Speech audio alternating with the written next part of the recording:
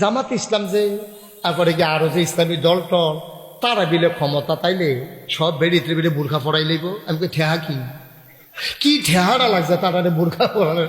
আমরা কি কাপড়ের দোকান দিছি? যে সব এই ইসলামী হুজুর যারা তারা কাপড় কাটতে কেটে আপনার বোরখা বানাই দেবো, ঠেহা নাই দেবো।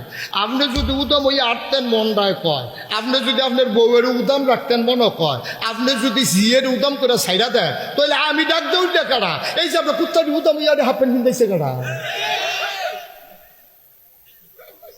কেউ হাফ প্যান্ট কিনতেছেন আপনার কথা কয় না। হাফ প্যান্ট কিনতেছেন জীবনে? ছাগলটা কিনতেছে?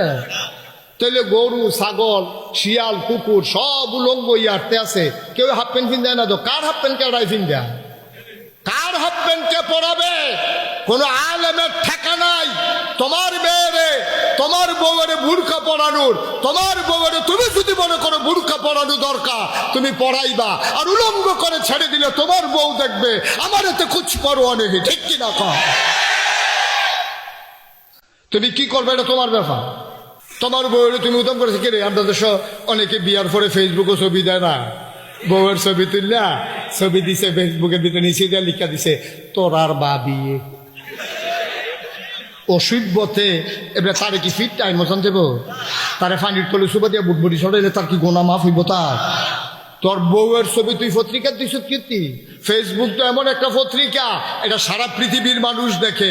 তুই বিয়া করছ, তোর বউ সুন্দর হোক, কালো হোক, লম্বা হোক, বাচ্চা হোক, যেই হবে তোর বউয়ের ছবি তুই পত্রিকার দেওয়ান আর বাজারও তো লজ্জা এক কথায়, ঠিক কিনা?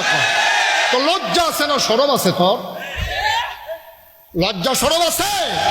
কোন পুরুষের যাদের ব্যক্তিত্ব আছে তারা কোনোদিন তার বউয়ের ছবি পত্রিকায় দেয় না, ঠিক কিনা?